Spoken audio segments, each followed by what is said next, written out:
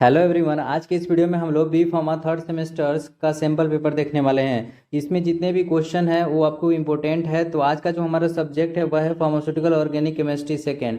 तो जैसे कि आपको एग्जाम का पैटर्न होता है उसी पैटर्न में आपको इस पेपर का आपको फॉर्मेट मिल जाएगा। ठीक है, तो आपको इस पेपर को डेफिनेटली करके जाना है क्योंकि इसमें आपको वही क्वेश्चन दिए गए हैं जो कि पॉसिबिलिटी है कि वो क्वेश्चन आपको एग्जाम हॉल में आ सकता है। ठीक है, तो इस बेसिस पे तैयारी करें कि आपको इस क्वेश्चन को करना ही है। ठीक है, तो चलिए शुरू करते हैं यहाँ से पहला क्वेश्चन। ठीक है, तो पहला क्वेश्चन में यहाँ पे दिया गया डिफाइन रेजोनेंस एनर्जी। ठीक है, तो यहाँ पे आपको रेजोनेंस एनर्जी क्या होता है उसके बारे में बताना है। जैसे कि रेजोनेटिंग स्ट्रक्चर ऑफ बेंजीन बताया जा रहा था, उसी में आपको रेजोनेंस स्ट्रक्चर एनर्जी है वो क्या होता है, तो यहाँ पे आपको देखने को मिल जाएगा। नेक्स्ट क्वेश्चन है यहाँ पे right the reaction of nitration of toluene. ठीक है, तो यहाँ पे आपको रिएक्शन ऑफ नाइट्रेशन ऑफ टोल्यूइंस के बारे में बताना है, जो कि यहाँ पे रिएक्शन आपको टोल्यूइंस मिल जाएगा। ठीक है, नेक्स्ट क्वेश्चन यहाँ पे है अरेंज इन ऑर्डर। ठीक है, of increasing acidity phenol and 4 nitrophenol 2,4 dinitrophenol and 2,4,6 trinitrophenol. ठीक है, तो यहाँ पे आपको इंक्रीजिंग एसिडिटी, तो आपको एसिडिटी का इंक्रीजिंग ऑर्डर में आपको इन सभी को सजाना है। ठीक है, तो यहाँ पे आपको इंक्रीजिंग ऑर्डर ऑफ एसिडिटी मिल जाए। यहाँ पे आपको फिनॉल, ठीक है, सबसे फिनॉल कम होता है, ठीक है, एसिडिक। ठीक है, तो आपको इंक्रीजिंग ऑर्डर में बताना है। तो आप जैसे जैसे आगे बढ़ेंगे एसिडिक कंसंट्रेशन बढ़ता जाएगा। ठीक है, यहाँ पे एसिडिटी बढ़ता जाएगा।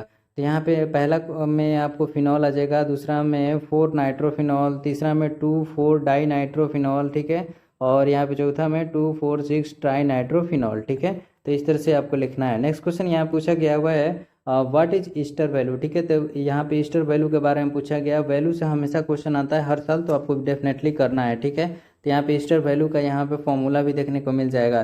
नेक्स्ट क्वेश्चन है what do you understand by electrophiles and nucleophiles. ठीक है, तो यहाँ पे आपको इलेक्ट्रोफाइल्स और न्यूक्लियोफाइल्स के बारे में बताना है। तो यहाँ पे आपको इलेक्ट्रोफाइल और यहाँ पे आपको न्यूक्लियोफाइल मिल जाएगा। नेक्स्ट क्वेश्चन यहाँ पे है सोडियम और potassium salt is long chain fatty acid is called. तो यहाँ पे आपको बताना है कि सोडियम और potassium salt of long chain को क्या कहते हैं, फैटी एसिड का।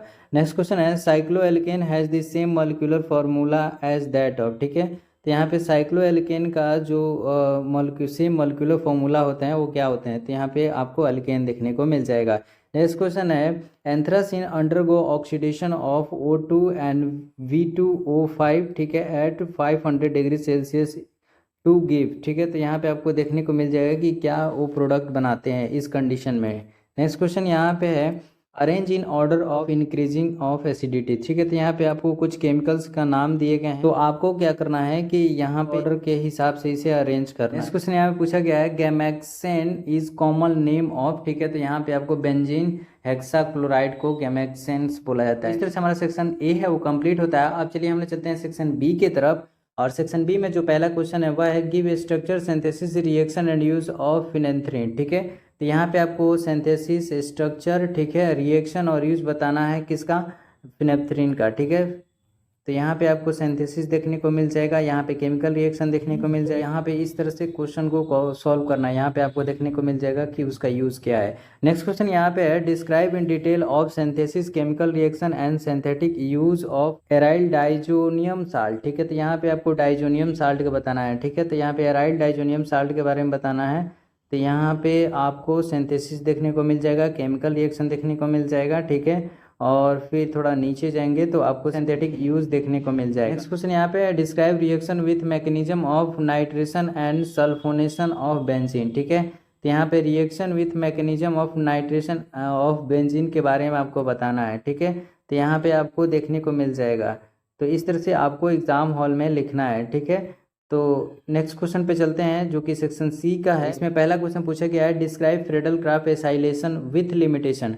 तो यहाँ पे आपको फ्रेडल क्राफ्ट एसाइलेशन के बारे में बताया गया है। ठीक है, इसमें आपको लिमिटेशन भी पूछा गया है, तो लिमिटेशन आपको यहाँ पे देखने को मिल जाएगा। यहाँ पे नेक्स्ट क्वेश्चन पूछा गया है define and classify polynuclear hydrocarbon. ठीक है, तो यहाँ पे आपको पॉलीन्यूक्लियर हाइड्रोकार्बन का डिफिनेशन करना है और क्लासिफिकेशन करना है with structure of each classes. ठीक है, तो यहाँ पे आपको क्लासिफिकेशन, ठीक है, और यहाँ पे आपको डिफिनेशन देखने को मिल जाएगा पॉलीन्यूक्लियर हाइड्रोकार्बन का। ठीक है, तो पॉलीन्यूक्लियर हाइड्रोकार्बन का जो चैप्टर है वो काफ़ी इंपॉर्टेंट है, तो आपको डेफिनेटली पॉलीन्यूक्लियर हाइड्रोकार्बन का चैप्टर करके जाना है, ठीक है। और आपको सबको इसमें केमिकल रिएक्शन सिंथेसिस और यूज़ आना चाहिए, ठीक है। तो जो सिंथेसिस है उसमें आपको हर्ट्ज सिंथेसिस तो डेफिनेटली आना चाहिए, क्योंकि कभी कभी सेपरेट क्वेश्चन भी पूछ लेता है हर्ट्ज सिंथेसिस से। नेक्स्ट क्वेश्चन है describe various qualitative test to detect phenols in given sample, ठीक है, विथ केमिकल रिएक्शन, ठीक है। तो यहाँ पे आपको क्वालिटेटिव टेस्ट बताना है फिनॉल्स का, ठीक है। और आपको यहाँ पे गिवन सैंपल जो दिया गया है उसके हिसाब से यहाँ पे आपको केमिकल टेस्ट यहाँ पे बताया गया है, ठीक है। तो आपको यहाँ पे लिखना है क्वालिटेटिव टेस्ट बताया गया है फिनॉल का, तो यहाँ पे आपको इसी तरह लिखना है, ठीक है। नेक्स्ट क्वेश्चन यहाँ पे है discuss acidity of aromatic acid, ठीक है, and effect of substitution on acidity of aromatic acid, ठीक है। तो यहाँ पे आपको एसिडिटी ऑफ एरोमेटिक एसिड के बारे में बताना है, उसके बाद से effect of substitution on acidity of aromatic acid के बारे में बताना है, ठीक है। तो यहाँ पे आपको एसिडिटी ऑफ एरोमेटिक एसिड मिल जाएगा। और थोड़ा नीचे जाएंगे तो यहाँ पे आपको effect of substitution on acidity of aromatic acid मिल जाएगा, ठीक है। तो यहाँ पे दोनों क्वेश्चन को काफ़ी डिटेल में सॉल्व किया गया है, तो ऐसे ही आपको करना है, ठीक है। नेक्स्ट क्वेश्चन इसमें पूछा गया है right synthesis property use of anthraquinone, ठीक है। तो यहाँ पे आपको सिंथेसिस देखने को मिल जाएगा, उसके बाद से आपको प्रॉपर्टी और यूज यहाँ पे लिखना है, तो यहाँ पे आपको प्रॉपर्टीज देखने को मिल जाएगा, ठीक है। उसके बाद से आपको यहाँ पे यूज लिखना है, तो यूज यहाँ पे आपको देखने को मिल जाएगा।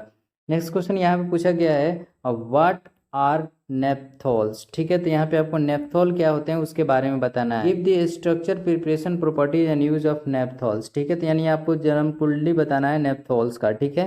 तो यहाँ पे आपको जन्म कुंडली ही लिखा गया है, तो आपको इसे डेफिनेटली करके जाना है, प्रिपरेशन प्रॉपर्टीज, ठीक है, और यूज यहाँ पे आपको देखने को मिल जाएगा। नेक्स्ट क्वेश्चन यहाँ पे है what is principle and procedure involve in the estimation of acetyl value and RM value of fat and oil, ठीक है। तो यहाँ पे आपको एसिटाइल वैल्यू और आरएम वैल्यू, ठीक है, तो दोनों यहाँ पे वैल्यू करना है, ठीक है। आप कोशिश कीजिए कि जो चारों वैल्यू है, 4-5 वैल्यू जो है उसे आपको डेफिनेटली कर लेने के लिए, ठीक है। जैसे आयोडीन वैल्यू भी है, ठीक है, और आपको यहाँ पे सल्फोनिफिकेशन वैल्यू है, ठीक है। तो ये सब आपको डेफिनेटली करके ही जाना है, ठीक है। तो यहाँ पे आपको एसिटाइल वैल्यू मिल जाएगा और यहाँ पे आपको सिग्निफिकेंस भी देखने को मिल जाएगा। यहाँ पे आपको प्रिंसिपल प्रोसीड्योर इन्वॉल्व है आरएम वैल्यू में, वो भी आपको यहाँ पे देखने को मिल जाएगा, यानी रिचर्ड मेसिल वैल्यू जो है उसके बारे में आपको देखने को मिल जाएगा। तो इस तरह से हमारा जो सेक्शन सी है वो भी कंप्लीट होता है। आई होप कि आपको ये वीडियो अच्छी लगी होगी। तो मिलते हैं नेक्स्ट वीडियो में, तब तक के लिए बाय, टेक केयर, जय हिंद।